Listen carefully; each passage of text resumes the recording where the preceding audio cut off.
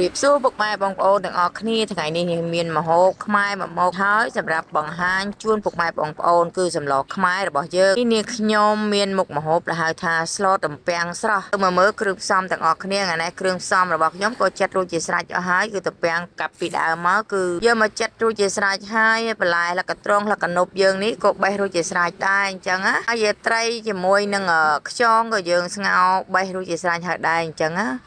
ឥឡូវយើងធ្វើការមកស្លថ្ងៃនេះគឺលឿនបំផុតគឺឆាប់បានហូបអញ្ចឹងណាគឺយើងធ្វើមុននឹងចូលស្លយើងរកបន្លែប្រកទុកឲ្យហើយអញ្ចឹងទៅឥឡូវយើងត្រូវការដាំទឹកសម្រាប់ម្ហូបមួយមុខនេះវិធីស្លតពាំងនេះគឺមានពី3ប្រភេទណាបងប្អូនតាមដែលបងប្អូនតាមផ្ទះរៀងស្លឆ្នៃប្រឌិត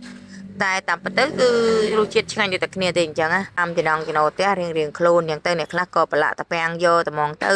អ្នកខ្លះក៏ដាំទឹកអញ្ចឹងទៅចូលចិត្តដាំទឹកអញ្ចឹងដើម្បីធ្វើកាតាពាំងញ៉ាំទៅស្រួយឆ្ងាញ់អញ្ចឹងដែរអញ្ចឹងហើយតាពាំងក៏ច្របាច់អំបិលលាងទឹកម្សារួចទៅហើយអញ្ចឹងហើយត្រី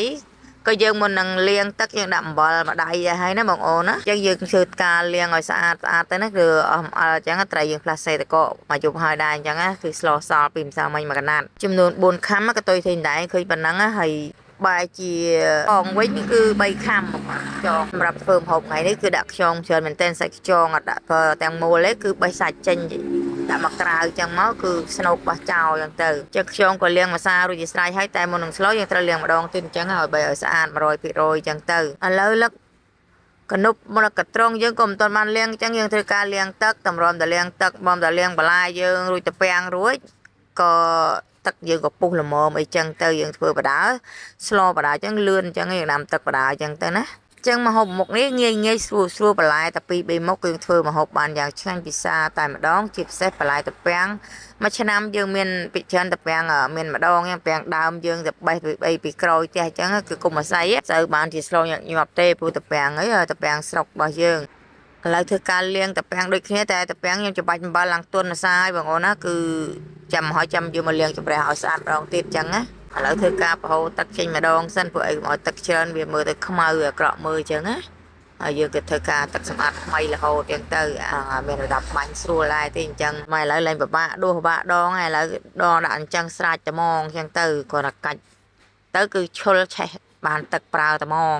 ឥឡូវបន្លែរបស់យើងក៏ភ្លៀងរងថ្ងៃក៏មិនសូវវាប្រឡាក់ដីដែរព្រោះយើងបេះចុងលើទេខ្ចីតែយើងនៅតែលាងទៀតអញ្ចឹងណាលាងថែមឲ្យស្អាត 100% ទៅឥឡូវគ្រឿងបន្លែរបស់យើង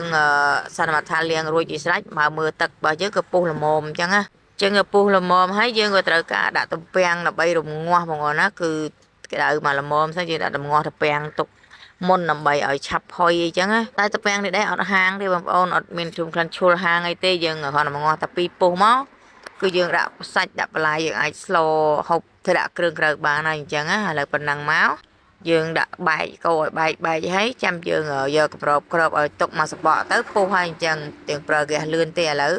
មុននឹងតាពាំងយើងផុយយើងក៏មកធ្វើត្រីម្ដងយើងក៏ហាន់កង់មកត្រីនេះអញ្ចឹងបងប្អូនត្រូវជ្រើសរើសត្រីអីក៏បានដែរសម្រាប់បងប្អូនចូលចិត្តថ្ងៃនេះខ្ញុំជ្រើសរើសត្រីម្ដាយងាំងមកដល់ឡើងរឹងសាច់វាល្អមែនតើពួកអាធំអញ្ចឹងរឹងអញ្ចឹងតែស្លឆ្ងាញ់ណាបងប្អូនជាតិខ្លាញ់ឆ្ងាញ់ហ្មងអត់បែកទេណាសាច់វាសម្រាប់ស្លខ្មែររបស់យើងគឺមិនថាត្រីទលេមិនថាត្រីស្រែគឺស្លបានទាំងអស់អញ្ចឹងបងប្អូនណាសាច់បងប្អូនចូលចិត្តដាក់សាច់ជ្រូកក៏បានអីបានដែរអញ្ចឹងណាសាច់ជ្រូកយើងដាក់បន្តិចមកក៏បានដែរក៏ច្រាមដាក់មកឲ្យទន់បន្លែ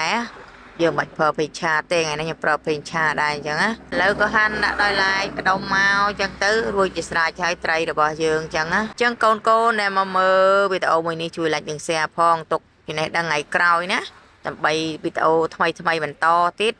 អណ្តែទៅឃើញបងប្អូនទៅ share ម្នាក់មួយទេណាដែលចង់មានដំណងចង់ធ្វើម្ហូបញ៉ាំទៅថ្ងៃមុខទៀតណាជាពិសេសកូនពៅមិនទាន់ចេះធ្វើម្ហូបឬមិនថាកូនបងមិនថាកូនពៅខ្លះមិនទាន់ចូលជាក្រានគឺអត់ដឹងស្លអីទាំងមិនចេះស្លអីចឹងណាអាចមើលវីដេអូស្លបានណាគឺស្លឆ្ងាញ់មែនទែនសម្រាប់ម្ដងតាពាំងខ្មែររបស់យើងចឹងគ្រាន់តែ like និង share ម្នាក់មួយចាត់ទុកជាបទពិសោធន៍ឲ្យក្មេងៗជំនាន់ក្រោយបានឃើញវីដេអូនេះផងណាបងប្អូនគឺខ្ញុំចេះស្លហ្នឹងគឺចែករំលែកតគ្នាដែរអញ្ចឹងណាឥឡូវយើងធ្វើការជ្រុំប្រហុកតាពាំងរបស់យើងវាទន់ដែរហើយអញ្ចឹងប្រហុកដាក់រាងច្រើនបន្តិចដើម្បីឈ្ងុយបើអីទៅតាពាំងសាបរបស់យើងទៅប្រហុករាងធំខ្លះបន្តិចព្រោះអីប្រហុកយើងគឺប្រហុករាងសាច់រាងរឹងអញ្ចឹងវាមិនសូវឈ្ងុយដល់ប្រហុកសាច់រាងទន់នេះព្រោះអីរឹងជាតិអំបិលច្រើននេះមិនសូវស្អុយទេអញ្ចឹងដាក់ច្រើនបន្តិចស្លតិចដាក់តិចស្លច្រើនដាក់សិនតាម ប្រមាណដែលបងប្អូនចង់ស្លថាតែបងប្អូនចូលចិត្តប្រហុកតិចឬច្រើនដាក់តាមហ្នឹងទៅណាជ្រុំយកឆ្អឹងចេញរួចជាស្រេចហើយយើងក៏ដាក់ត្រីតែម្ដងព្រោះឲ្យទឹកយើងពុះហើយអញ្ចឹងណាគឺដាក់ត្រីមួយងាស់ត្រីឲ្យរាងឆ្អិនចាំដាក់ខ្យងពុះខ្យងរបស់យើងគឺស្ងោរឆ្អិនរួចជាស្រេចហើយយើងលាងទឹកម្សាហើយអញ្ចឹងណាឥឡូវយើងក៏មើលមកឆ្នាំងបើកម្សាទៀតគឺពុះទៀតហើយអញ្ចឹងអត់យូរទេព្រោះយើងថតកាត់ថ្ងៃនេះក៏ស្លពីរមុខដែរអញ្ចឹងមកខាងទៀតក៏ខប៉ុន្តែមិនបានបង្ហាញទេបងអូនគឺខជើងជ្រូកជាមួយពងទាសម្រាប់យកទៅវត្តអញ្ចឹងណាទុកទៅពេលព្រឹកខទុកពេលងាកឲ្យហើយកោទុកឲ្យព្រឹកឡើងដាក់មកពុះរួចជាស្រេចឥឡូវយើងធ្វើការដាក់ស្ករសនិងប៊ីចេងបងប្អូនណាឃើញវែកប៉ុណ្ណឹងស្ករសប៊ីចេងឥឡូវទៅពាំងថ្ងៃនេះលើ1គីឡូជាងដែរដាក់មួយឆ្នាំងកន្លងកន្លះឆ្នាំងដែរមកចង់មួយឆ្នាំងឥឡូវដាក់ប្រេងឆាបងប្អូនដាក់ប្រើប្រេងឆាបែបណាក៏បានតែបងប្អូនចូលចិត្តខ្ញុំប្រើប្រេងឆាម៉ាក់ហ្នឹងណាប្រេងឆាសណ្តែកសៀងរសជាតិសណ្តែកសៀងឥឡូវយើងដាក់បន្តគ្នាមកគឺទឹកយើងពុះគឺបន្លែយើងឆ្អិនហើយយើងដាក់សាច់ខ្យងយកចូលមកយើងកាត់ត្រឡប់តិចមកវាឆ្អិនហើយហ្នឹងគ្រាន់ក្តៅក៏ឆ្អិនដែរព្រោះឆ្អិនស្រាប់ហើយអញ្ចឹងណាមកចូលចិត្តដាក់តាំងសបកមើលទៅសកេងសកាមជាមួយតាម៉ាងអីទេអញ្ចឹងដល់ចិត្តដាក់សាច់សុតអញ្ចឹងយើងច្រងហូបត្មងហើយយើងត្រូវការដាក់លក្ខត្រង់លក្ខណប់អញ្ចឹងយើងគ្រាន់តែកូរមកត្រឡប់រៀងលិចទឹកបន្តិចយើងអាចសិនថាពលុតភ្លើងបានហើយអញ្ចឹងកុំឲ្យវាឆ្អិនជ្រុលណាឲ្យឆ្អិនល្មមកុំឲ្យកពុលព្រោះឆ្អិនជ្រុលក៏វាឡើងឲ្យអត់ឆ្ងាញ់ទេអញ្ចឹងវាបាត់រសជាតិក្លិនលក្ខណប់លក្ខត្រង់យើងអញ្ចឹងហៅកោត្រឡប់ឲ្យលិចទឹកមកគឺឆ្អិនហើយអញ្ចឹងឲ្យទិនបន្លែយើងដាក់ប្រេងឆាអញ្ចឹងណាម្ហូបមុខនេះហូបជក់មាត់មែនតែនគ្រាន់តែហូបសម្លលេងអស់សឡមួយចានគ្រូបងប្អូនមិនតាន់ហូបបាយទេហើយជាពិសេសញិចម្ទេសនេះយើងដាក់ញិចនៅក្នុងចានរបស់យើងចូលចិត្តហ្នឹងដាក់ញិចឲ្យហឹលតិចមកគឺឆ្ងាញ់ហ្មងបងប្អូនហើយប្រហើគឺឆ្ងាញ់ហ្មងបងប្អូនស្លឆ្នៃខុសពីហ្នឹងអាចខមមិនខាងក្រោមមកណាថាបងប្អូនត្រូវដាក់អីខ្លះអីថែមបន្តទៀតណាតែខ្ញុំគឺប៉ុណ្ណឹងគឺអូខេបាត់ទៅហើយអញ្ចឹងឆ្ងាញ់បាត់ទៅហើយអញ្ចឹងអត់ដាក់ថែមអីទៀតទេ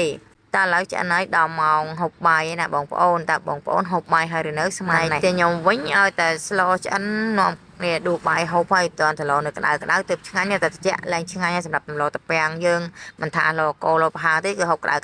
ទៅឆ្ងាញ់ណាបងអូន